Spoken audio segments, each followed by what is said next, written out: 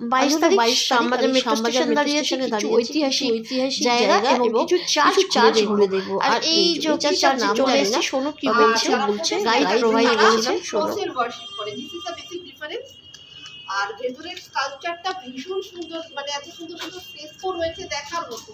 এবং সব থেকে বড় উল্লেখযোগ্য যেটা, সেটা চার্চের শান্তিপূর্ণ পরিবেশ, যেটা আমি দেখিয়ে দিতে চেয়েছিলাম, বাট হয়তো সময়ের অভাবে আজকে আমরা সেটা দেখিয়ে নিতে পারলাম না। যাই হোক, আশা করি বিশ্বপিতার আশীর্বাদ আমাদের সবার উপর থাকবে।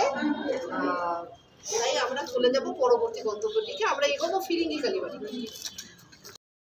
জয় মা, এই সেই ফিরিঙ্গি মা, খুব নামকরা এবং ভীষণ জাগ্রত, গায়ে কাটা দিয়ে উঠছিল জানো তো।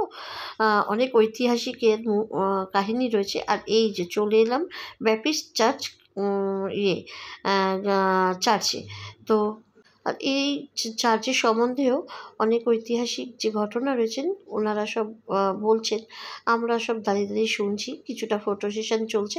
তারপরেই চলে গেলাম বউ ব্যারাকে। আর এই সেই লাইটিং, এই বউ ব্যারাক। তো এখানে দেখো ভীষণ মানে লোকের সমাগম হয়েছিল সেদিন। আর প্রচুর লাইটিং।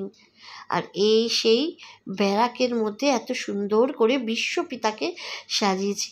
বিশ্বপিতা তুমি হে প্রভু, আমাদের প্রার্থনায় শুধু তোমারই করুণা, হতে বঞ্চিত না হই কভু।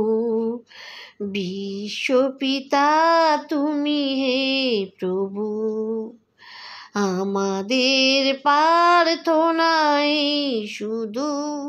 তারপরে এই লাইটিংয়ের মাঝখানে গলির মধ্যে দিয়ে আমরা হেঁটে যাচ্ছি। আর এখানে ফটো সেশন তো চলছেই।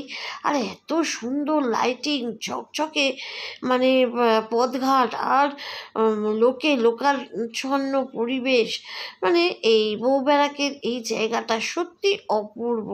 আর এই দেখো কত লাইটিং, মানে লাইটিংয়ে ভরিয়ে দিয়েছে। এখানে তো সব অ্যাংলো ইন্ডিয়ানরা বাস করে। তো আমার এই ফার্স্ট টাইমেই আসা, আমি আগে কখনো আসিনি, এই গ্রুপের সঙ্গে প্রথম আমার আসা।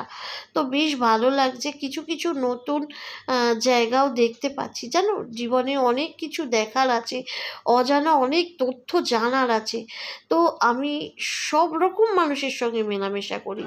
তো এই দেখো কিছু ফটো সেশন চলছে। তারপর এখানে প্রচুর খাবারের স্টল, কেক থেকে মানে ওদের যা মিট বল থেকে, ফিশ বল থেকে, মানে বিভিন্ন ধরনের কাবাব থেকে, অন্টন থেকে। দেখো আমি একটা ফিশ অন্টন নিয়েছি, চিকেন নয়। আর এখানে ফিশ ফ্রাই থেকে সব রকমের আছে, মানে প্রচুর খাওয়া দাওয়া স্টল, প্রচুর, মানে তুমি খেয়ে উঠতে পারবে না। এই জোর আমি ফিশ অন্টন নিয়েছি আমরা দুজনে খাবো বলে। আর এই খেয়েও নিলাম, বেশ ভালো করেছে, কুড়মুড়িয়া, তবে টেস্টটা তো সেরকম। তারপরে এসে গেছি স্টেজের সামনে, দেখো না সবাই নাচানাচি করছে এখানে, মানে মন খুলে প্রাণ খুলে সব ডিজে চালিয়েছে।